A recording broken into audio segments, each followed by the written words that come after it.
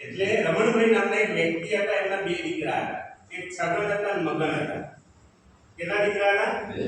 બે દીકરા હતા. હવે રમણભાઈ હતા એટલે આઈટીસીમાં નોકરી કરે. આઈટીસીનો પગાર કેવો હોય? ટોપ લેવલમાં હોય. આ તો ખોટું. લગભગ 2-2.5 લાખ રૂપિયા હોય. દિવાળી પર રમણ કાકાને બોનસ આવ્યો. રમણ કાકા છે કાકા. રમણ કાકા નામના વ્યક્તિએ દિવાળી પર બોનસ મળ્યું 5 લાખ રૂપિયા.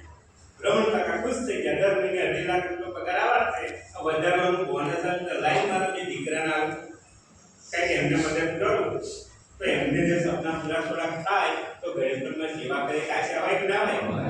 અને એ સમયે 5 લાખ રૂપિયા આવ્યા તો રમણ કાકાએ આમ બરોડાની અંદર પોતાના દીકરા ગામડે રહેતા હતા. એટલે બંને દીકરાને બરોડા બોલાવ્યા અને દીકરાને તો બોલો બેટા તમારી ઈચ્છા શું છે? ગુજરાત ખબર છે પપ્પા કોના ચાલ્યું છે પણ એક સપનું હતું પપ્પા અમારે બાઈક લેવું છે. અને બાઈક રમણ કાકાએ કીધું બેટા બોલ તારે કઈ બાઈક લેવું છે? આવું હંમેશા આપણને કોઈ કે તો કયું હોય લેડીના પસંદ આવે ખરું. પછી પેલા મેં કીધું સાહેબ સીબી ઝેડ આવે ને 2 લાખ રૂપિયા સીબી ઝેડ બેટા કે તું માગે લઈ આવવા.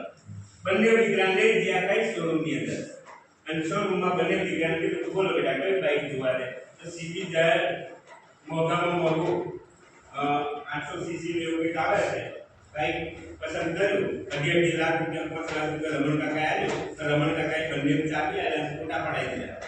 અને પછી કીધું લો બેટા આપણે મારા જીવનનું પહેલું સપનું યથાશક્તિ હું પૂરું કરું છું અને તમે એવું મોજ કરો.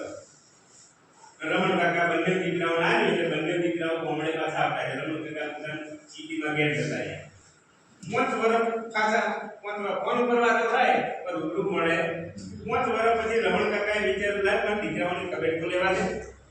અને દીકરાની ખબર લેવા પાછા ગામડે ગયા અને ગામડે જઈ અને બંને દીકરા પાછા બોલાયા. ચાપણી નાસ્તો વાતો કર્યો અને પછી રમણને છગનને પહેલા તેમની શું હિસ્ટ્રી છે કહી દઉં. રમણ છગન હતા ને છગન એનું કામ કેવું? છગનનું કામ નોકરી કરવાનું. નોકરી કરે એટલે બાઈક લાયા પછી બાઈકને હવારે ચાર્જિંગ કરે. પેટ્રોલ કેટલું છે ઓઇલ કેટલું બધું ચેક કરે. પછી આમ બધું આમ જુમાથી કપડાની બધું સાફ કરે અને પછી ટિફિનની ડબ્બી તૈયાર થાય એટલે પાછા નોકરી જતા રહે. નોકરીથી પાછા 8 કલાકની નોકરી કરી પાછા ઘેર આવે.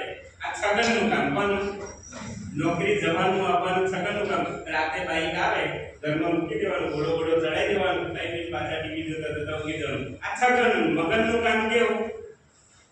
મગનનું કામ પિક્ચરનો ભાર જેટલો વધારે હોય એટલે પેટ્રોલ હાઉસફુલ કરાવી દેવાનું. પછી દીવ પણ જાય, દમણ પણ જાય અને અત્યારે લોકો રાજસ્થાન વધારે જાય. અને શું કરવા જતા હોય તો તેને ખબર નહીં. ટ્રાફિકનો ભાર ઓછો ના થાય એટલે મગન લઈ ઘેર પાછા આવે નહીં. પછી રમણ કાકાએ કીધું બેટા તમારા બંનેનો બાઈક લેતા આવો. આ બંનેની બાઈકની કન્ડિશન તમે જોયું ને તો છગનનું બાઈક એક પણ લીટો નતો પડ્યો. એક ડાઘો હતો